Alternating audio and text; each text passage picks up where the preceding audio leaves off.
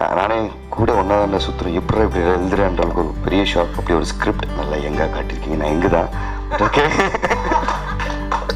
படத்து மூலியமாக எனக்கு ஒரு அண்ணன் கிடச்சிருக்காரு, எஸ் ஜே சூர்யா சார். கொஞ்சம் சிரிச்சா மண்டையில் அடிப்பான் கார்த்திக் சுப்பாராஜ். தலையில் கொஞ்சம் ஒரு 1/4 ஏக்கர் காலி ஆச்சுன்னா அது காரணம் கார்த்திக் சுப்பாராஜ் தான். அவ்வளோ ப்ரெஷர் கொடுப்பான் எனக்கு, அவ்வளோ டென்ஷன் கொடுப்பான். எல்லாருக்கும் வணக்கம். ஃபர்ஸ்ட் ஆஃப் ஆல், இப்படிப்பட்ட ஒரு ஸ்கிரிப்டில் எனக்கு இந்த சான்ஸ் கொடுத்ததுக்கும் என்னோட டைரக்டர் கார்த்திக் சுப்பராஜ் நன்றி தெரிவித்துக் கொள்கிறேன். ஆஃப்டர் பீஸா ஜிகர்தண்டாக்கு அடுத்து நானே கூட ஒன்றா தான் சுற்றுறேன், எப்படி இப்படி எழுதுறேன்ற அளவுக்கு ஒரு பெரிய ஷாக். அப்படி ஒரு ஸ்கிரிப்ட். கண்டிப்பாக இது அவுட் ஆஃப் த பாக்ஸ். இந்த படத்தில் எனக்கு சான்ஸ் கொடுத்ததுக்கும் கார்த்திக்கும், ப்ரொடக்ஷன் ஹவுஸ், சிவி சாருக்கும், ஞானவேல் சாருக்கும், அபி பிரதருக்கும், ஸோ எல்லாத்துக்கும் நன்றி தெரிவித்துக் கொள்கிறேன். And Shiva sir, thank you so much. நல்லா எங்கே காட்டியிருக்கீங்க, நான் எங்கே தான் okay. Thank you so much. And எல்லா டெக்னீஷியன்ஸுக்கும் சரி, இங்கே வந்து வெளியே நிற்கிறேன் விவேக் ஹர்ஷனுக்கும் சரி, எடிட்டருக்கு, அவ்வளோ வைக்கும் எங்கள் எடிட்டருக்கு, அண்ட் கோஆக்டர்ஸ். எஸ்பெஷலி இந்த படத்து மூலியமாக எனக்கு ஒரு அண்ணன் கிடச்சிருக்காரு, எஸ் ஜே சூர்யா சார்.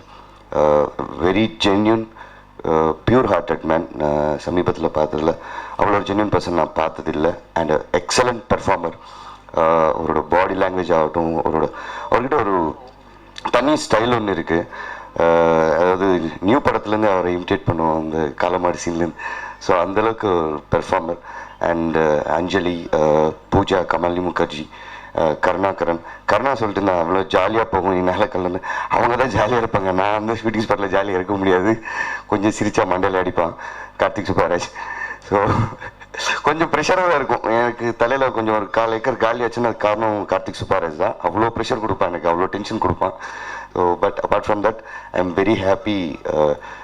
இப்படி ஒரு கதைக்குள்ளே நம்ம இருக்கோன்றது ரொம்ப சந்தோஷமான விஷயம். Thank you so much. சரக்கு பாடல், அதுவும் அது தேவைப்படுற பாடல் தான் அது கதைக்கு.